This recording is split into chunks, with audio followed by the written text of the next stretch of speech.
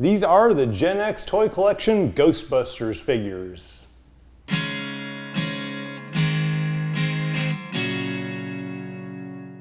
The original Ghostbusters movie debuted in 1984 and immediately creeped me out as soon as the old librarian ghost burst into that skeleton. In addition to spawning a whole bunch more movies over the years, including the most recent 2024 Frozen Empire, the original Ghostbusters also was the reason for things like this toy collection. In looking through online at the other items in this collection, I realized I had a few others and probably sold them at a garage sale for $1.50, I guess. So the only two that I have left are these two that you see in front of you. I even used to have a bucket of slime, which was kind of messy, so that's no longer with us either. So the only two I have left are Ray Stantz and Mr. Stay Puft. Ray Stantz was the typical Dan Aykroyd character in almost any movie he's been in. Kind of, smart but nerdy, and he even shows up in the new Frozen Empire. Because Aykroyd is such a motorcycle fan, in Frozen Empire he even shows up with an old Harley and sidecar with all the ghost-busting equipment attached to it. The Ray Stantz character is equipped with his Ghostbuster shield on the shoulder, his ghost-busting proton pack on the back with the original cord that goes to the arm-mounted laser. This laser originally would have been like a repeating sinusoidal wave that you'd see on an oscilloscope for any of the engine nerds out there.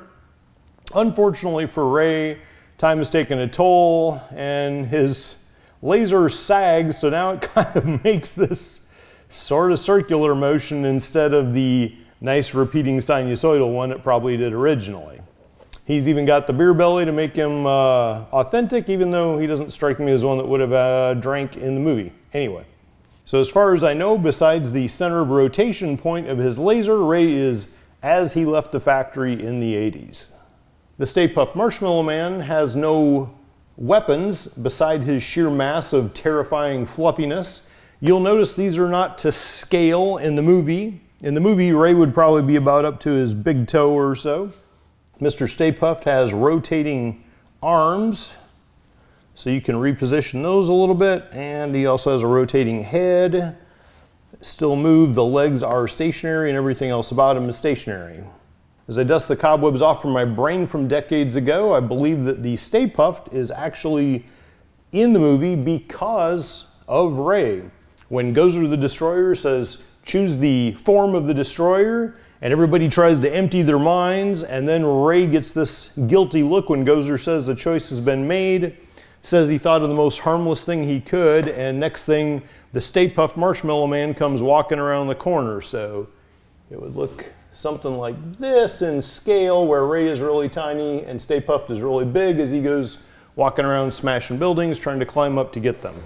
So Mr. Stay Puft is free of damage, and as he left the factory as well, besides being a lot older.